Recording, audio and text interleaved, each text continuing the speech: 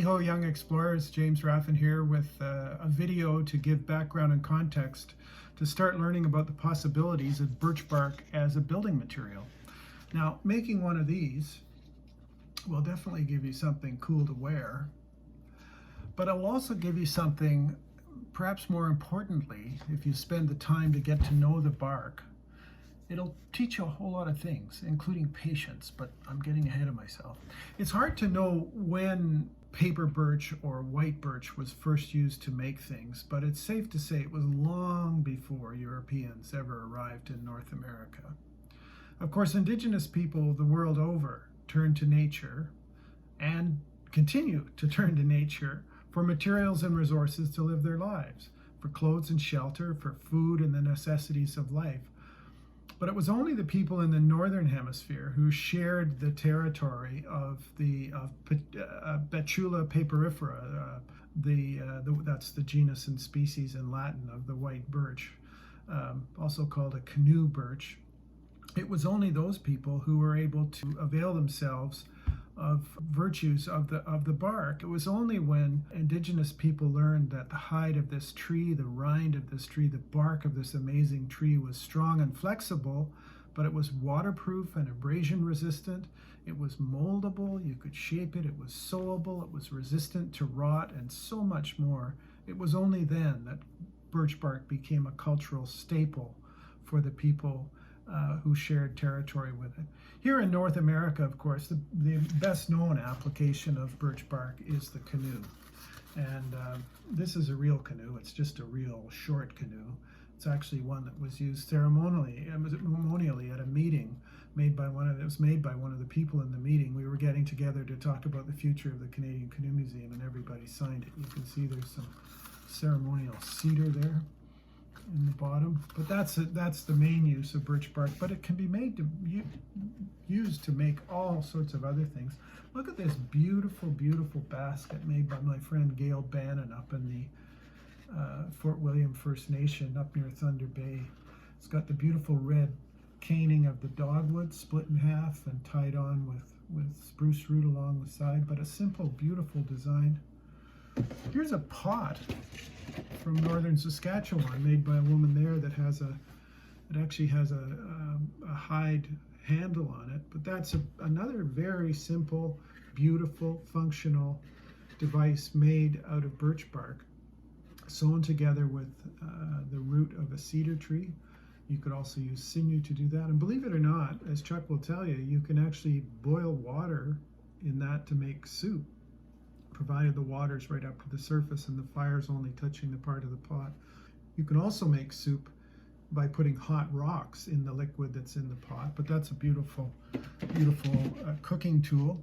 Here's just a birch bark basket for keeping things in. I have some sage in there and a jaw harp, but that's another example of just a very simple, elegant design.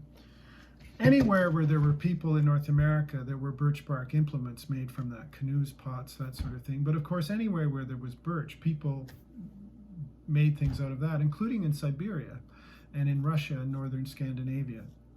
And up to this day, I mean, I went and gave a talk at a university in northern Russia, and as a thank you, they gave me this absolutely beautiful birch bark box.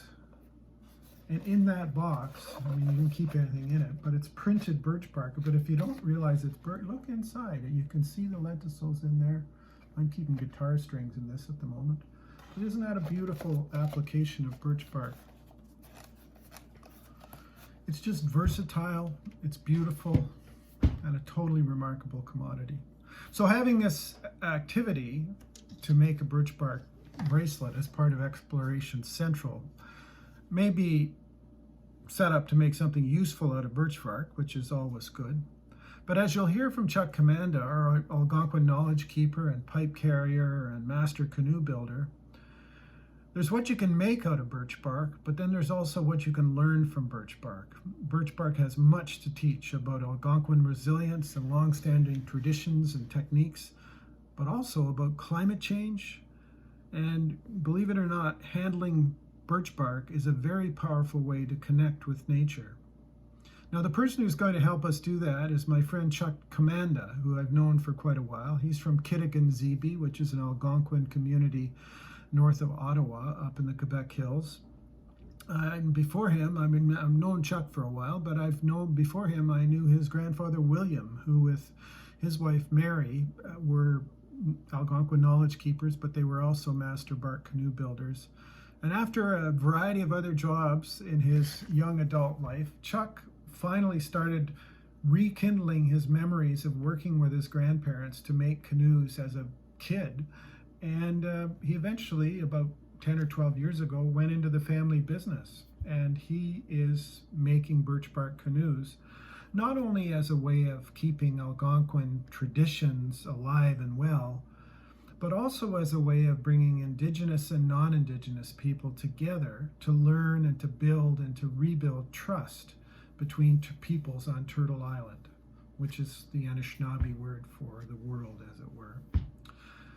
So normally I would go and visit Chuck at a build he was doing somewhere at a school or a community hall or an arts center or somewhere because he needs a hand, and it's very much a collaborative activity when he's doing that sort of thing.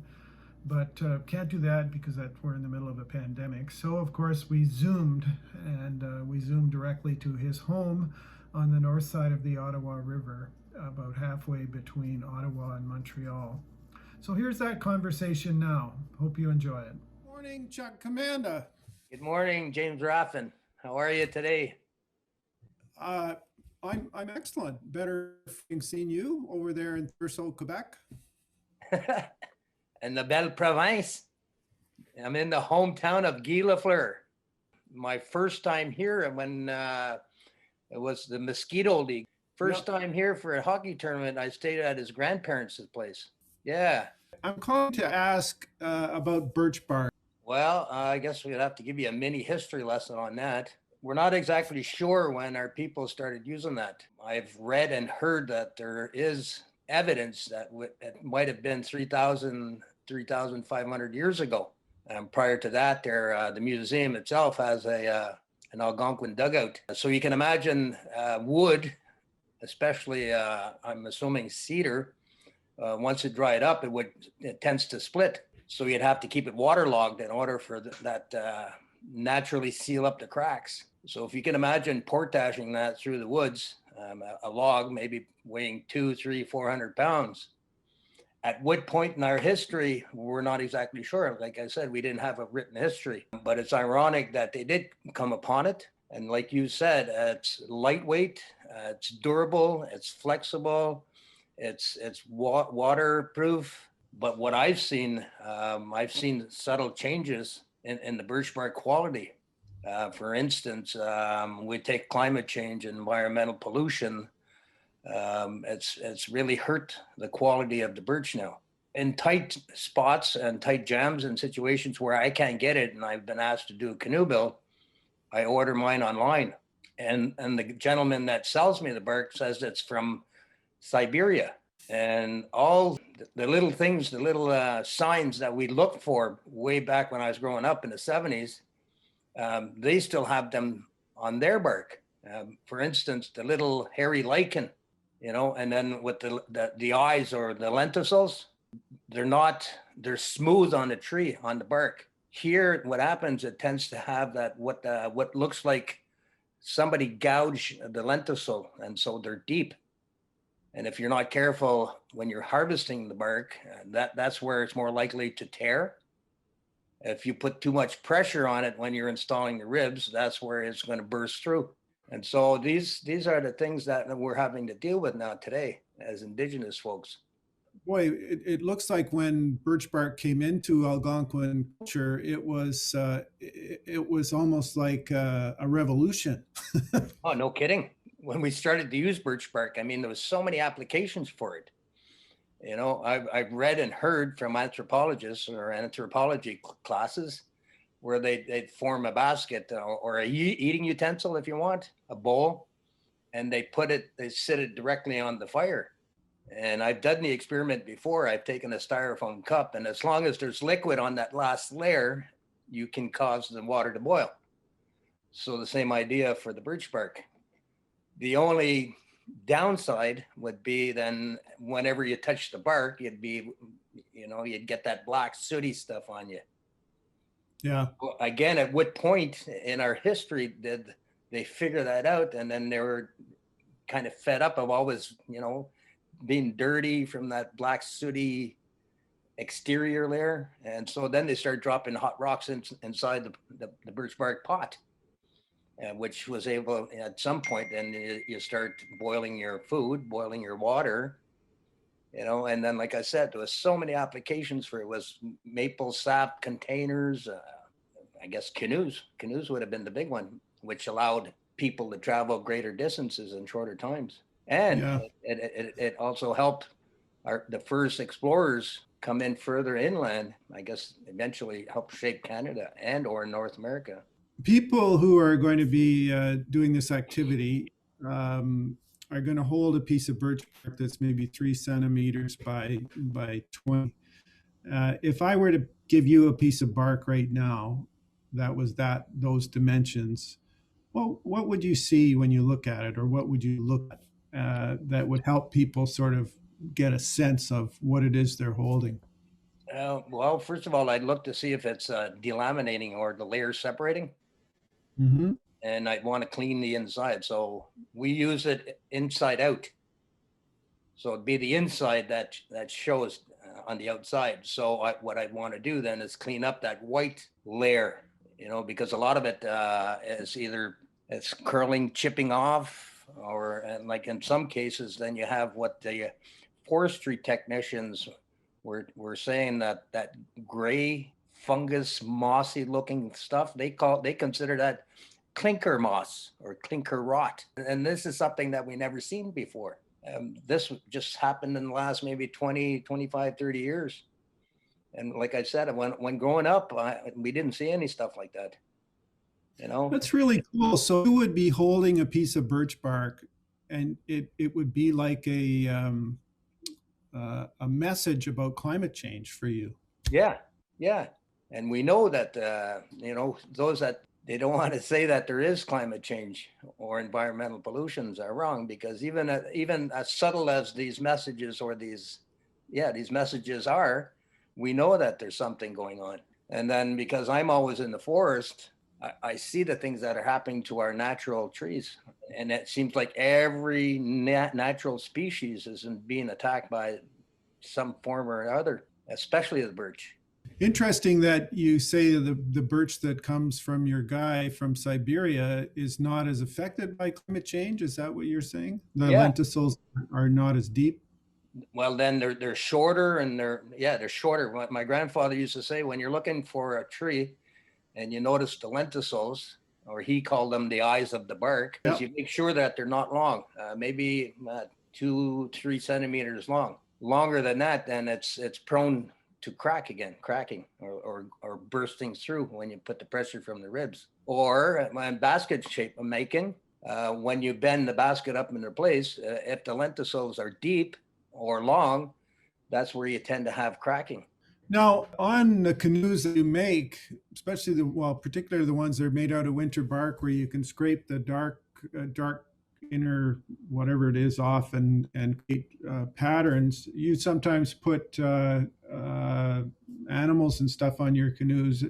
Could you say a word or two about why you do that, and whether somebody making a wristband might think about what they want to put on there for decoration? Well, my grandparents used to talk about that, and they said that that winter bark layer is a cherished commodity. That layer would more than likely include your clan member or your clan, because what we've come to understand too about especially the Algonquin culture is the community itself had a clan animal, if you want. And in my case, it's Bear Clan. And then the families used to have their own clans as well inside the Bear Clan. And so from what I'm told, or what I understood my mom to be saying, is she was part of the Eagle Clan inside the Bear Clan. And so somewhere on my canoe, I'll have a bear and an eagle. But also we used to pay homage to all the animals that we ate, the plant life, And this was a way to respect everything that Creator and Mother Earth had given us. So that's what that was the importance and significance of the winter bark layer. So, if the people who are making these bracelets, sort of thinking about bark and thinking about your Algonquin traditions, if they were to put an animal they like or something on that, would that be okay? I have no problems with that, James. Um, they're not only restricted to, let's say, the animals that they see. Can you talk to me a little bit about birch bark as a connector for you to the rest of the world? Can you talk a little bit about what you're doing and why you're doing it and how it's working and where birch bark fits into that? The messages that I've been receiving or have received as number one was to tell our story. Because when you think about it, the Algonquin story hasn't really been told, and when it has been told, it was told upon deaf ears. And so this is a way of telling our story and history as a Anishinaabe people. Second of all, I find it it's a way to reconcile, and based on the willingness to share and connecting with people.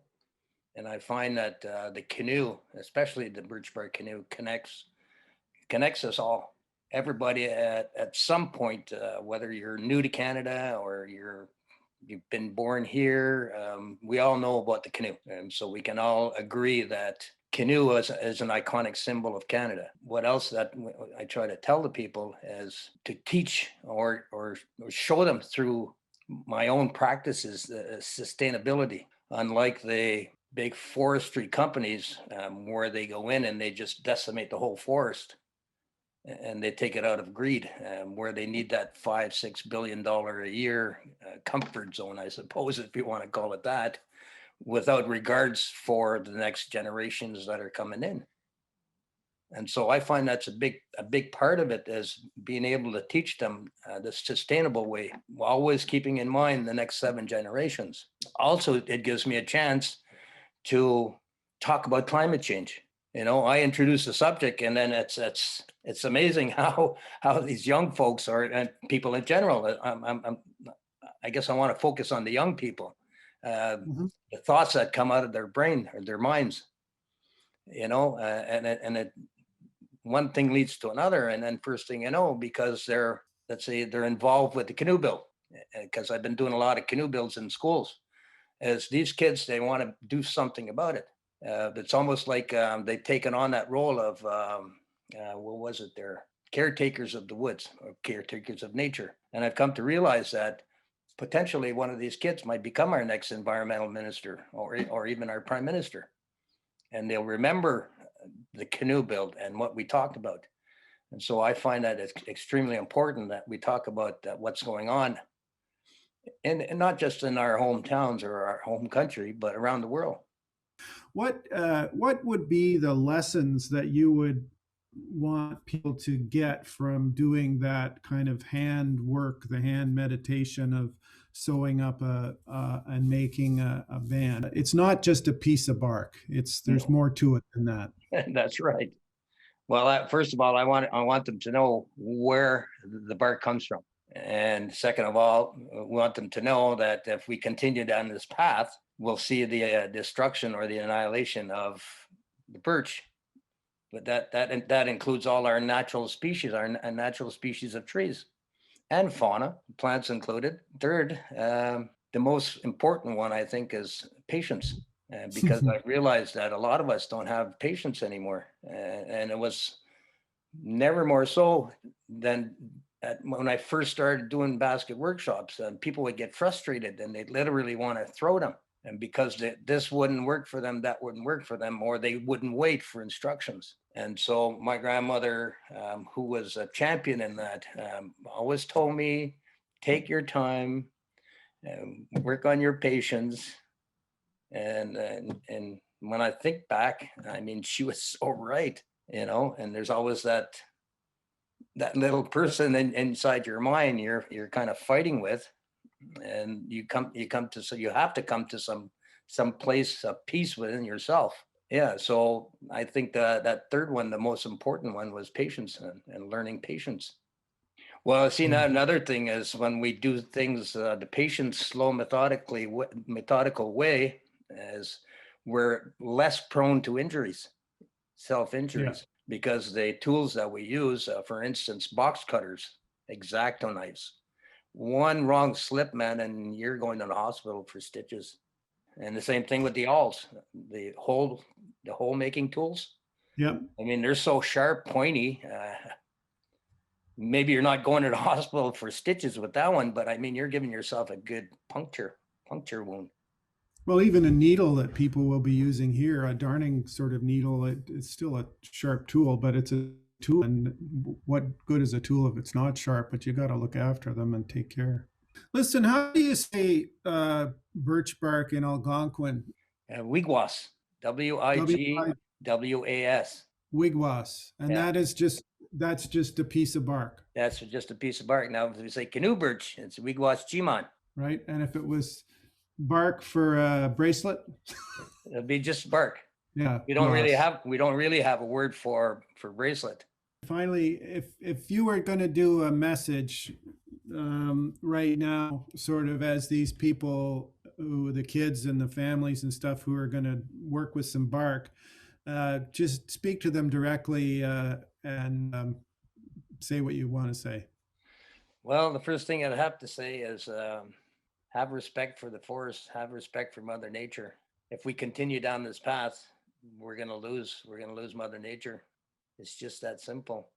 When I think back, growing up with especially my grandfather, he was a carrier of 3 wampum belts, and the Seven Fires Prophecy wampum belt predates contact, and they assume that the belt was made around 1100 AD, and so it predicts that's got like 7 fires. So each fire was a prediction of certain points in history. And so now that we're in the 7th fire, and it predicts that we have to take care of our mother. Otherwise, she will take care of herself, but they'll fall great calamities on human beings. The elders are telling us that they're afraid right now. They're scared of the human race becoming extinct. And so now we've, as people in general, especially the native people, it's our responsibility to take care of the mother. I'm in the woods quite often. I see the subtle changes that's happening to nature, especially when I come into large urban areas. Um, I see the little respect for Mother Nature, and so this is the biggest message I think that I would have. I think my grandfather would concur with that, that we have to take care of Mother Nature. And that taking a piece of Mother Nature and reflecting on it as you're loving it and turning it into something beautiful Exactly. is a Exactly. way of sort of thinking about that with your hands and your heart. Yeah. I'm sure you've heard of the 7 sacred grandmother teachings. Love, respect, wisdom, honesty, humility, bravery, and truth. Well, when I was doing the canoe bill with the high school in Barhaven, that was a Catholic high school, the chaplain of the school chapel, him and I got really close, and we got to talking about that one day, the 7 sacred teachings. And he says, that's funny you mentioned that. He says, because there is a passage in the Bible that talks about 7 sacred gifts. And that just made a lot of sense, that when God, our creator, created humans, he gave us all these teachings to live by. Slowly by slowly, we've lost those teachings. And so now we're trying to incorporate back those teachings. And if we can all live like that, then we'll treat each other like that. Love being the greatest energy in the universe. And not only when we put that out there, Mother Earth in general will feel that, and she'll know that we're sincere about taking care of her. The elders tell us, especially in the 7 fires prophecy, that if we don't wake up and all put our differences aside and join together for the benefit of the earth, then, like I said, we're causing our own extinction. And I'd prefer to see my bloodline, I suppose, continue to survive. Yeah, so that would be one of the biggest messages that we can share as Indigenous people. Well, my friend, you do amazing work. I don't know where you find the energy, but you change the lives of a lot of people, and I know that virtually your message is getting through here, and I really appreciate it. And I do want to say that I'm rooting for you down here, buddy. I want I'd love for you to be able to get us enough bark to put our kits together, so that when people pick up their piece of bark, they know it's got an attachment to you. So good luck with that. I did a smudge and a pipe ceremony this morning asking for that. And so now we'll just wait and see if Mother Nature, Mother Earth will cooperate, because like we had agreed, she's the one that decides for us. Indeed. Always great to chat, and I look forward to hearing how the bark harvesting I'll harvesting keep you goes. I'll keep you up to date. But I